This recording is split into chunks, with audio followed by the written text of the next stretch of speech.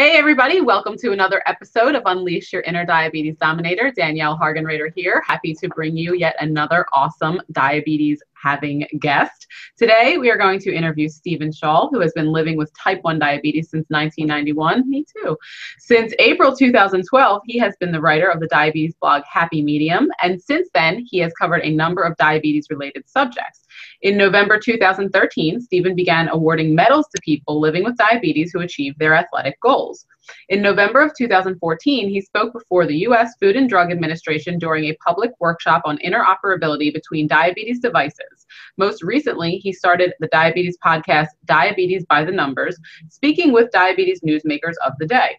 He is a part-time moderator of the popular weekly DSMA Twitter chats and encourages others by staying true to the phrase, I support you, no conditions. His non-diabetes related endeavors include work as a senior systems analyst for a global asset manager headquartered in Baltimore, where he lives with his wife Maureen, their dog Boomer, and Max the cat. He enjoys baseball and travel, and when he can find time to fit it in. I hear you on that. How are you today, Stephen? Thank you for joining us. Thank you. I am thrilled to be here, Danielle. It's always fun being part of a conversation with you. You bring a perspective to diabetes that not a lot of people do. And so it's really great to be here talking with you today. Thank you so much. Well, why don't you tell us, as we usually start on the show, is about your diagnosis story. And I see we were both diagnosed in good old 1991. So give us a kind of a rundown of how that went down for you. Okay, so I'll try and give you the short version. Every time somebody asks me this, it's always a long version, but I'll try and give you the short version.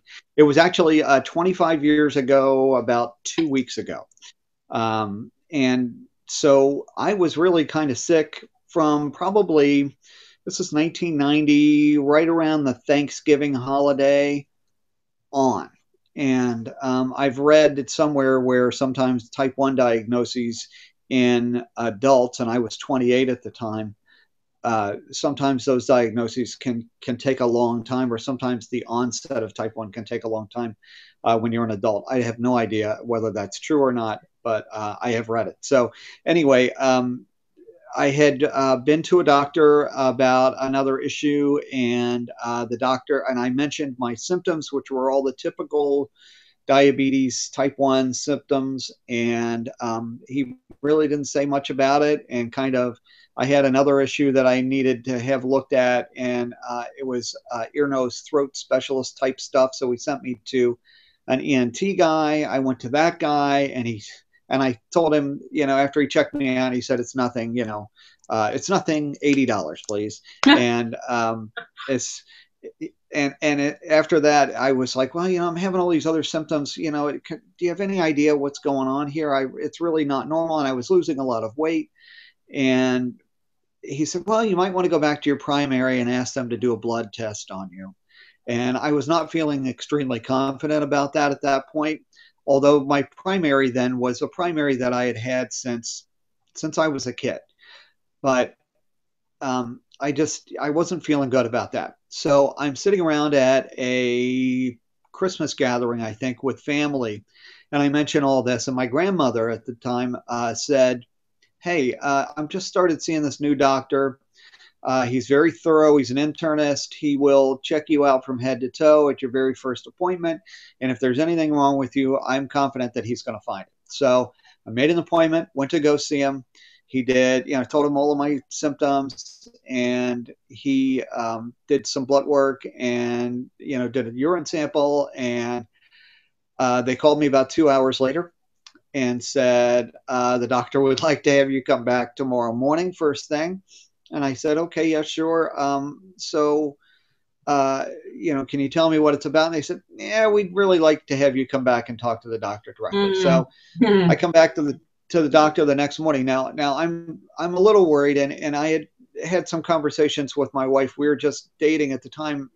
We were boyfriend, girlfriend at the time, but she had a grandfather with type 1, and she knew a lot of the things that were going on were not normal, and she had a feeling that it was diabetes. And I was concerned that it might be diabetes. And I went to the library before the doctor office opened.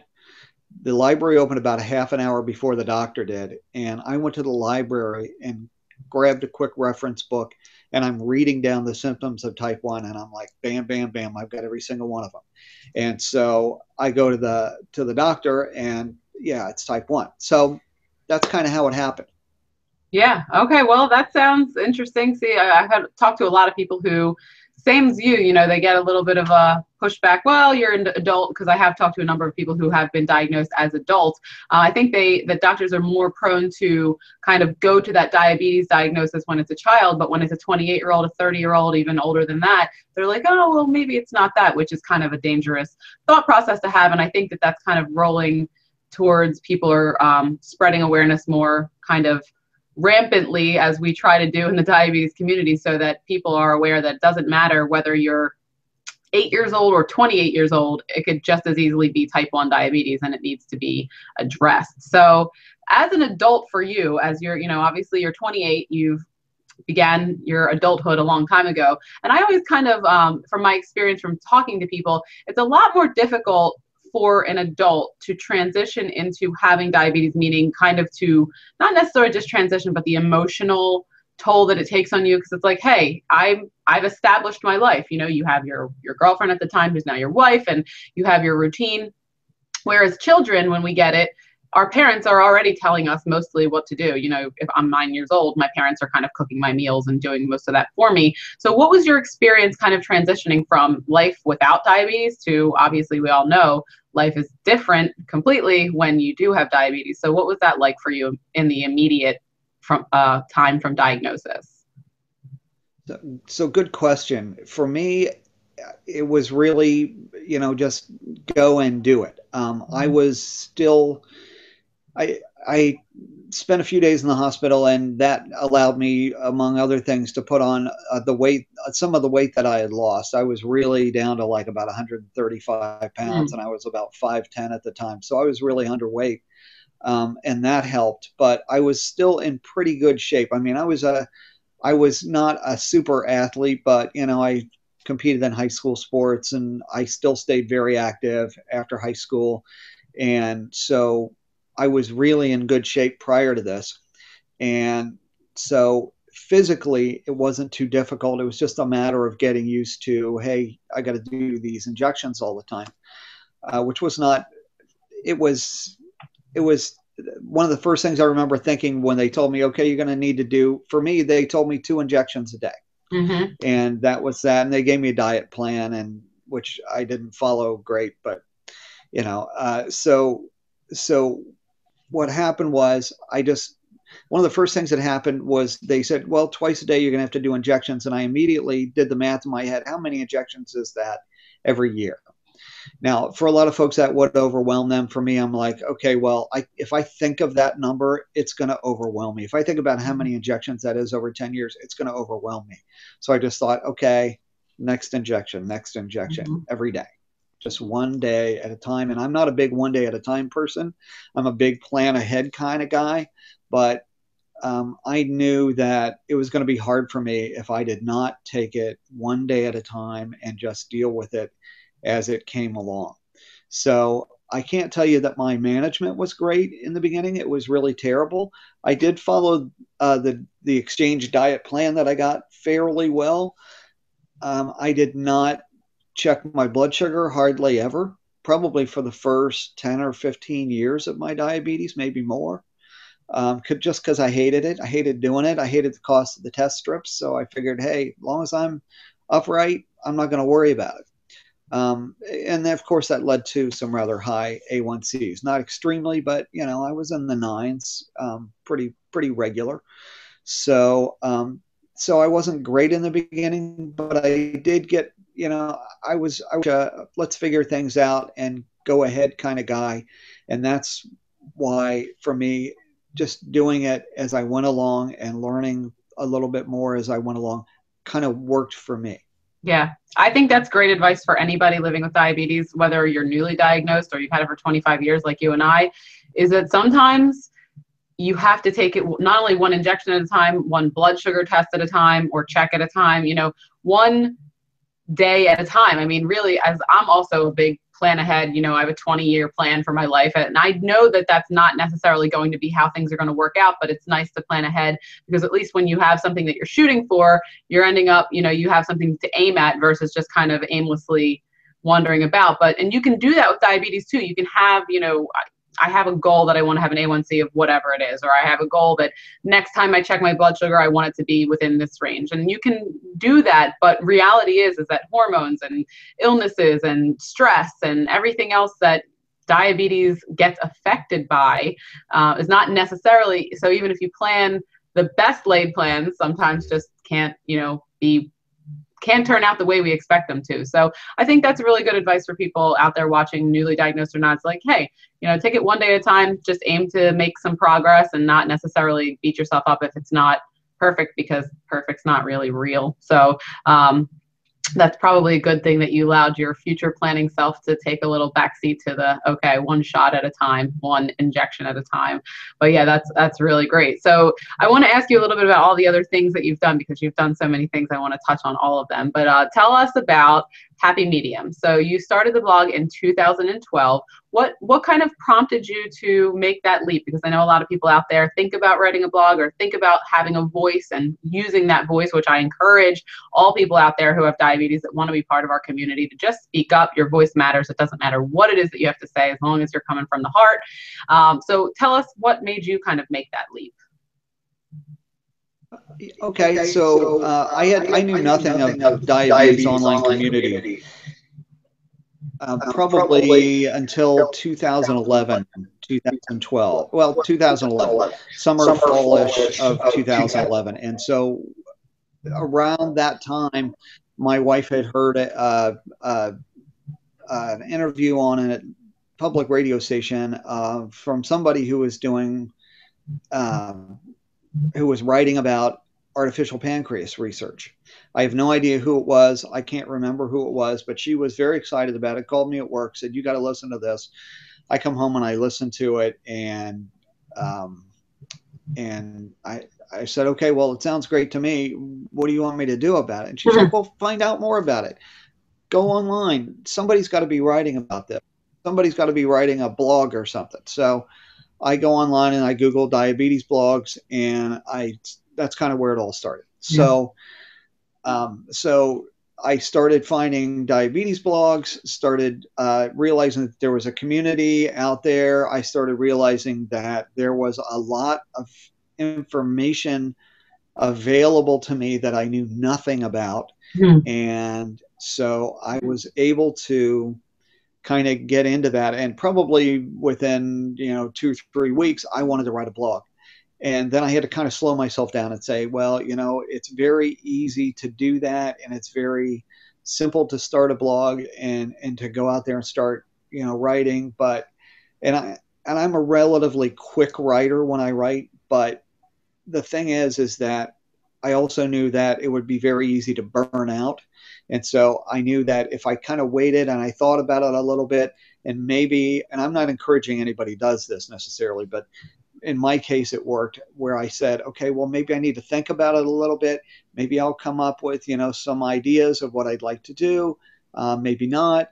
But if I still want to write, I'm going to still want to write in 4 or 5 months, the same way that I'm going to want to write now. And if I do, then that's okay. Then I can get started then. And that's what I did.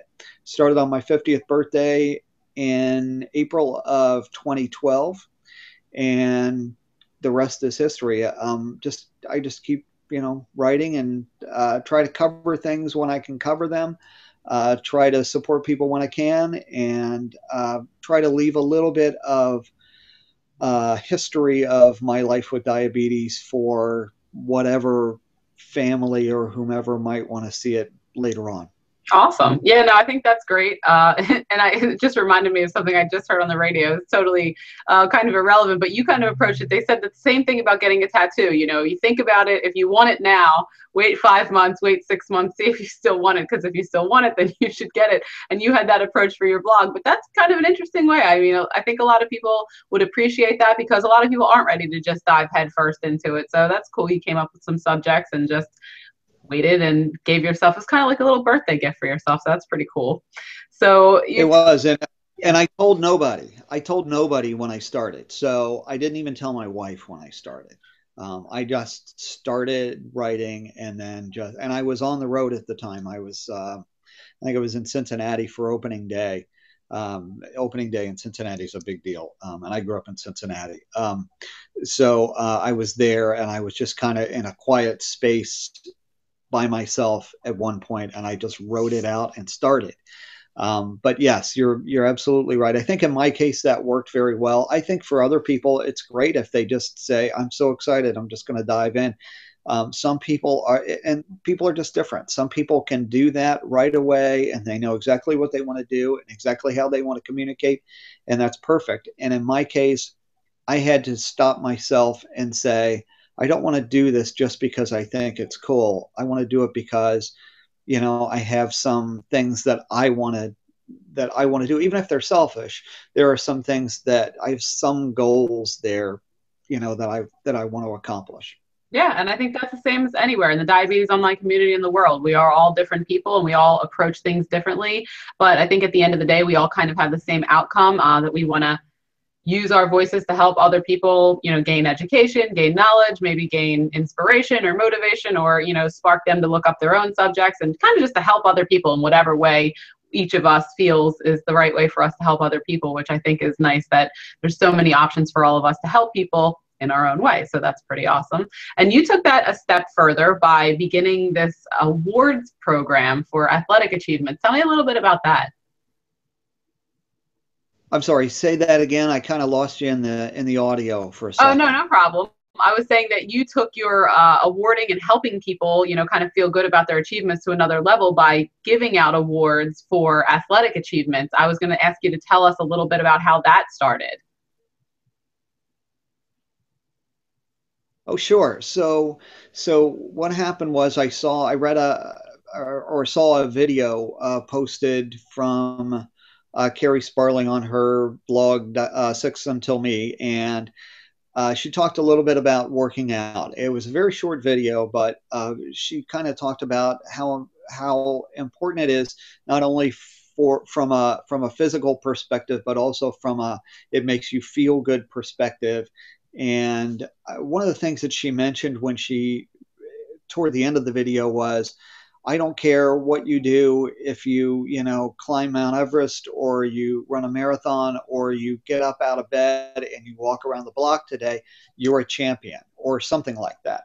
And that really resonated with me. And so I thought about it for about a day, and I went to Maureen, to my wife, and I said, I have this idea. What if we go and we find out how much it costs us to like make these medals, and then we maybe add a little certificate that we can throw in there, and we just say, hey, write us and tell us what you did, and we'll send you a medal, and we'll make, the idea is to make people feel good and make them understand that their accomplishments really do mean something.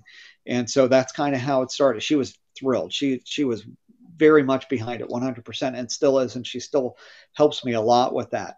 So we have now, that was about 2.5 years ago, almost 2.5 years ago.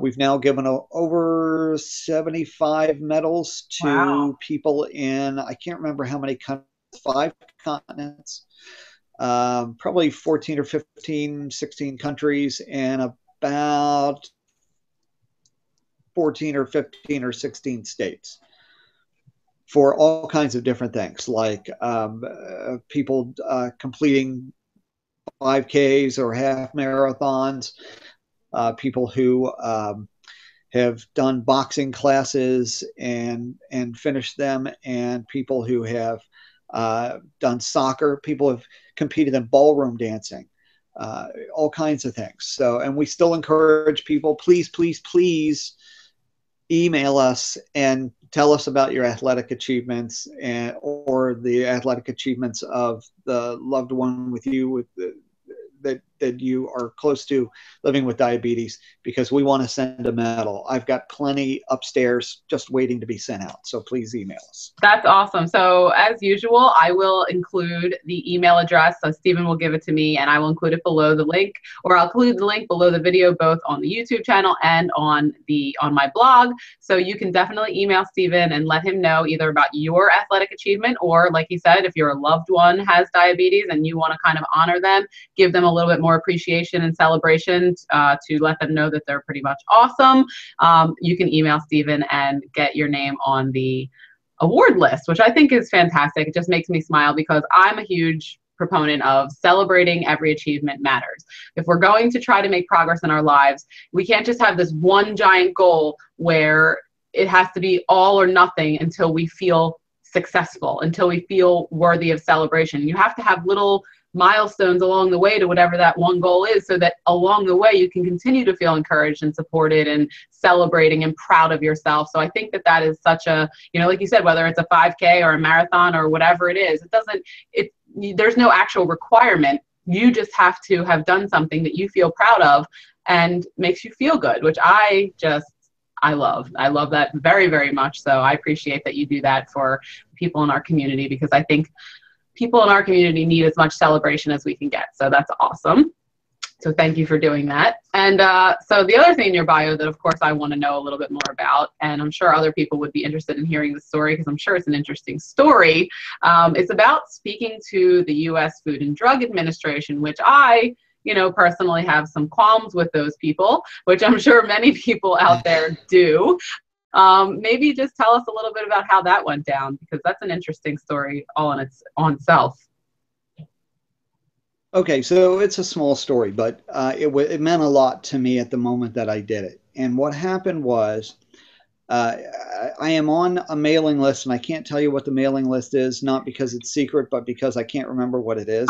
I thought you were going to have to kill us if you told us. And I live within. No, it's nothing like that. And I'm sure that if you look under the Center for Devices and Radiological Health with the U.S. Food and Drug Administration, there's probably some sort of contact us or, add me to your mailing list kind of thing, something like that in there. And I live probably about within an hour, depending on the traffic, within an hour and a half's drive of the main campus of the FDA in Silver Spring, Maryland. And so at one point, every once in a while, they'll do public workshops, and sometimes they will be related to diabetes. And in this case, this was a public workshop that was, and you can attend these public workshops. That's the wonderful thing. You can sign up to attend these public workshops.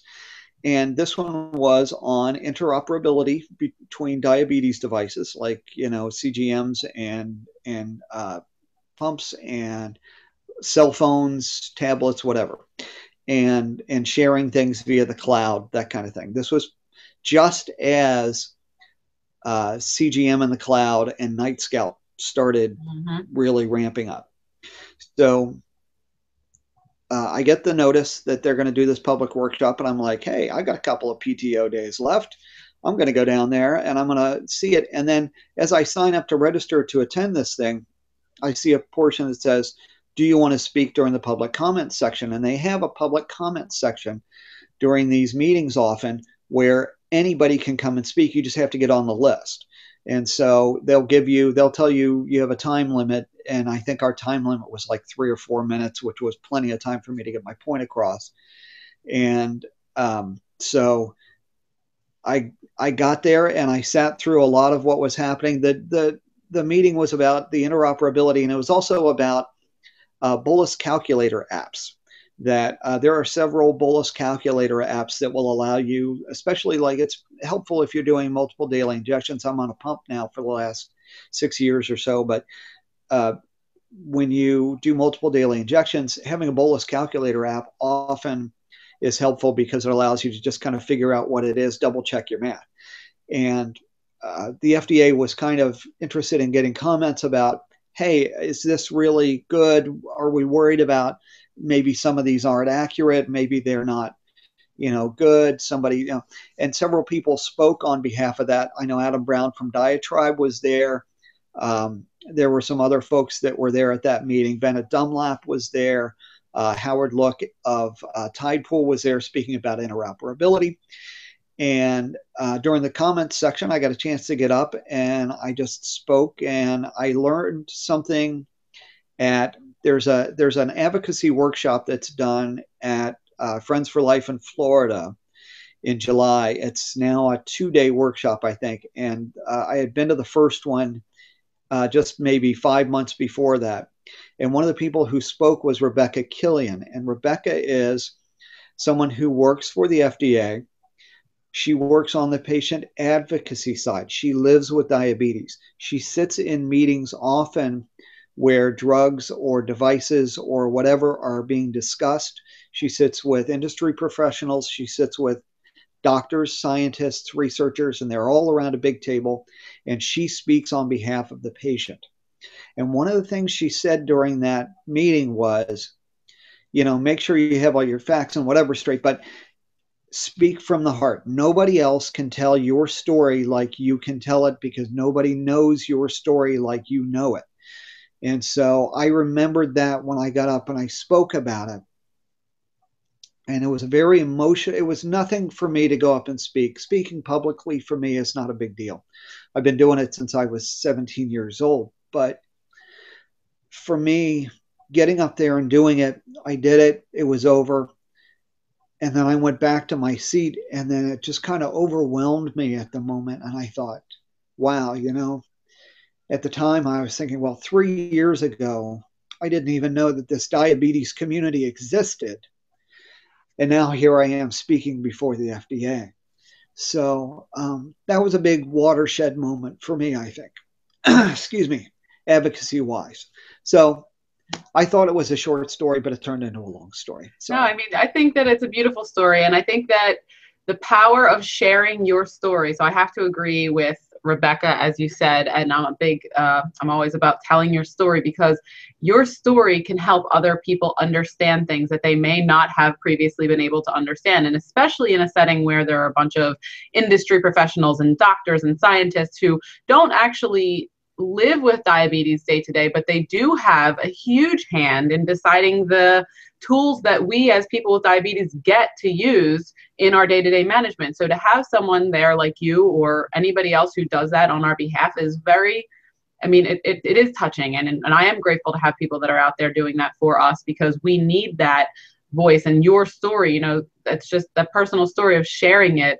There is a level of connection that you create with other people when you do that, that is touching, that a lot of people, we often, public speaking is, I'm comfortable with it too, but I became more comfortable with it once I actually started putting my actual self in it. No matter what story I'm telling or where I'm speaking about anything, I'm going to put something personal about myself and why whatever it is that I'm speaking about is important to me, because that connects you with your audience, whoever it is, whether it's the FDA or anybody listening. It actually, that human heart-to-heart connection begins to happen when you share a piece of yourself. So, thank you for doing that and for being so open and, for being willing to let the tears fly, because guess what? There's nothing wrong with that. I'm also a big, look, if you have to cry, that's human. If someone says men shouldn't cry, I get very mad, because that to me is okay, well, you just stifle your emotions, and that's ridiculous.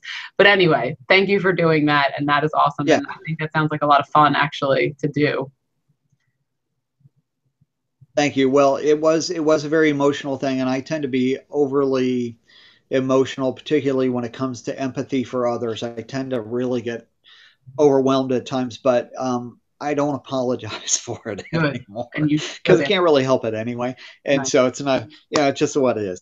So, but it is very important. And I think the other thing is that you got to really remember that you're not always going to be perfect when you do things like that. You're not always going to be perfect when you get up and speak. Sometimes you're going to stumble over your words or whatever, but it's still, if you didn't do it because of that, it would mean your story would remain untold, and your story does not need to remain untold. It needs to be said. So don't be afraid, because there's nothing to be afraid of.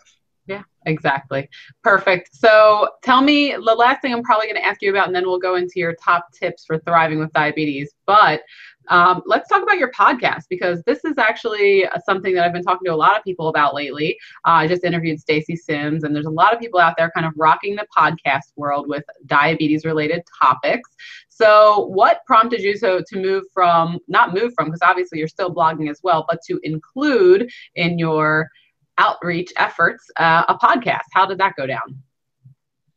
I've wanted to do a podcast for a long time, years, and I just never did it. Mostly because I felt like, well, I was never going to be able to get the, I was never going to want to invest the amount of money that it was going to require me to invest to be able to put a quality product out there, and so I resisted it. And what I found as time went on was I can do it on the cheap, and I actually do it on the cheap. I spent a fair amount of money on my microphone that I use, but I didn't spend a ton.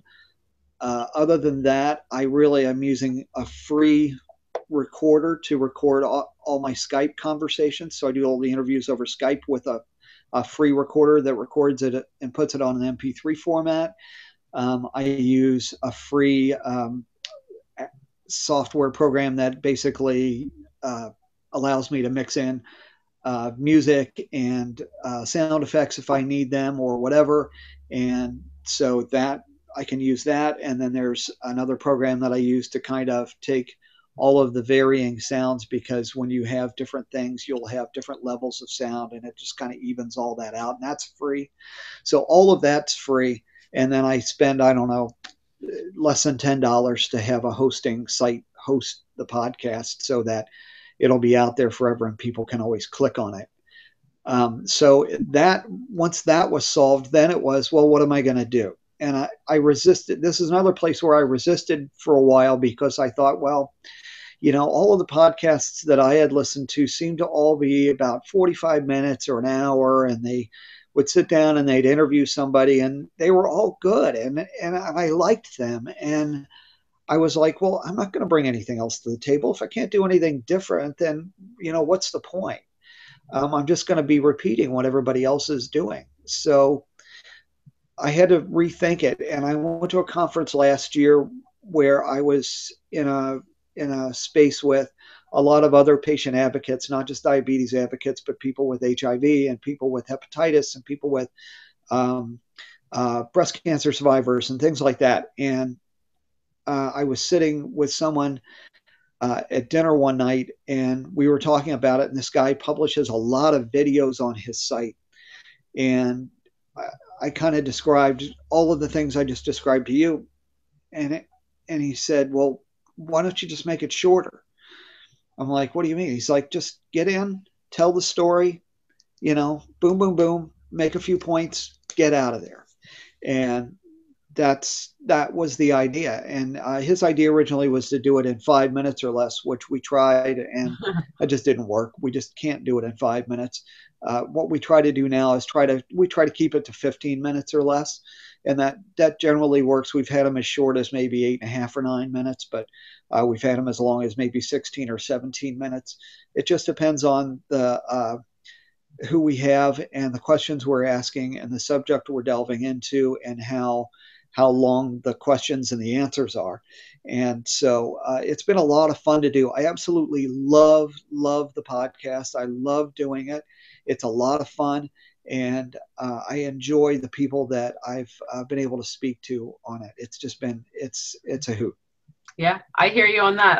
That's one of the main reasons I love doing these interviews so much as I get to share other people's awesomeness to the diabetes community, but I also get to talk to all you cool people and have this, back and forth, which for me is like support. Even if we're not talking about anything personal, it's just very nice to have these conversations with all the other people in our community that kind of get what we go through on a day-to-day basis, and then can offer their own little story about what works for them or what doesn't, or what they're up to nowadays. And yeah, it's awesome to talk to other people. So thank you for providing all of these awesome outlets like your blog and your podcast and the awards. You're a very giving person, and we need more people like you in the world who have kind heart and are empathetic, because I am also in that same I get, my heart gets like wrenched when I'm hearing other people telling me, you know, anything where they may be suffering. So I hear you. We need more empaths in the world. And so it's nice to connect with you on that level as well. So as we normally do here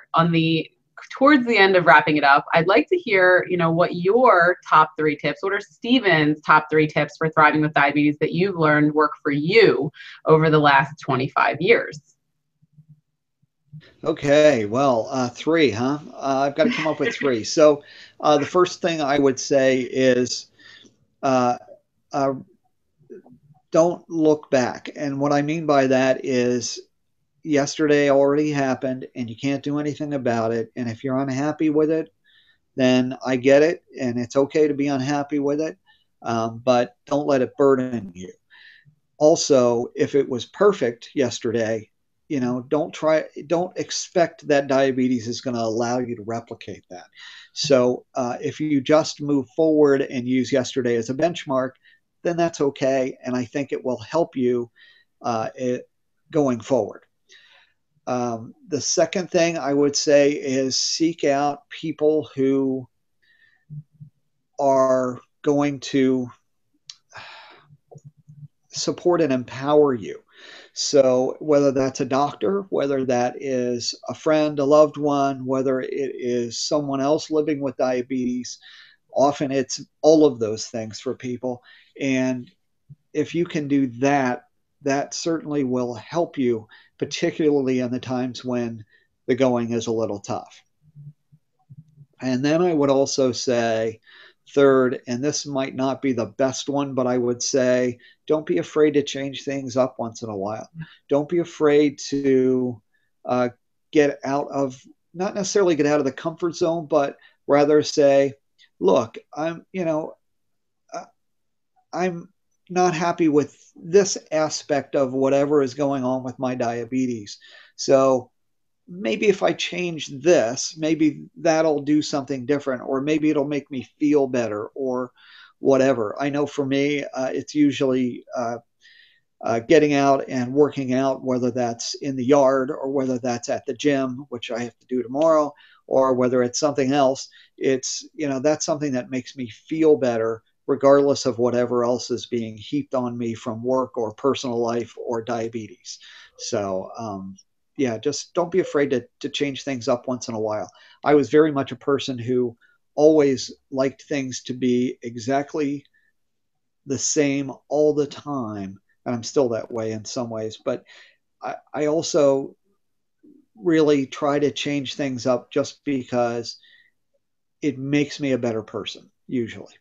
Yeah, I think that's great. Variety is the spice of life in all aspects. But yeah, I think that's the whole point of change something when you feel something needs to be changed. That's a great thing. So if you're unhappy with an area, change one thing. And I think something that I would add to that would be just change one thing at a time, because if you change 5 or 10 things all at once and something out of those 5 or 10 things makes you feel better, it's going to be really hard to pinpoint which one it was. And maybe, you know, it's just too much all at once. Actually, the human brain is not necessarily meant to handle 10 changes at once, or maybe not even 5. I'd say 3 small changes at once would be like the maximum that we would do, just so that we don't self-sabotage ourselves into thinking whatever the changes that we are making are too hard, because if there are too many of them, it is going to be too hard. So I think that's a fantastic tip. And also getting support, and also don't dwell on the past or think that the past necessarily equals the future. So I think those are excellent tips. So thank you for sharing those with us. And thank you. So I will also. Okay, so I will say that one of the other things that my endocrinologist is very good at is telling me, is giving me small changes. So, and she's really helped me to see that often making small changes can have rather big results. And so don't think that whatever you're doing when you're changing is too little, or it's not going to be enough. Maybe it won't, but maybe it will. And making a small change often allows you to get comfortable. It's like taking baby steps. It allows you to get comfortable with getting back on your feet. And there's nothing wrong with that. I could not agree more with what you just said. So yes, I second that. So before we wrap up here, is there anything else that you would like to add to the viewers today? No, I've just been thrilled to be talking with you, Danielle. I really enjoy everything that you do, and best of luck in the future. Oh, thank you so much, Stephen. Well, I feel the same way about you. I enjoy everything that you do, and I'm grateful that you had the time to come chat with me today and share your story. And I look forward to seeing you next month in Vegas. So, yeah, so that's the Unconference. So if this gets released before then, there's still tickets, guys. Go to the Unconference. I believe it's the unconference.com, but if you just Google Diabetes Unconference, you'll find it. And Stephen and I will be there representing the diabetes community in March, peer-to-peer support. We're there to support each other, which is what we all need more of. So thank you again, Stephen, for joining us. And as always, I will put all of Stephen's links to his blog, to his podcast, to the awards that he gives out for athletic stuff, and any other way that he wants you to get in touch with him will be below the YouTube video and below my blog. So thank you for joining us, Stephen, and take care, guys. I will see everybody on the next episode of Unleash Your Inner Diabetes Dominator. Bye.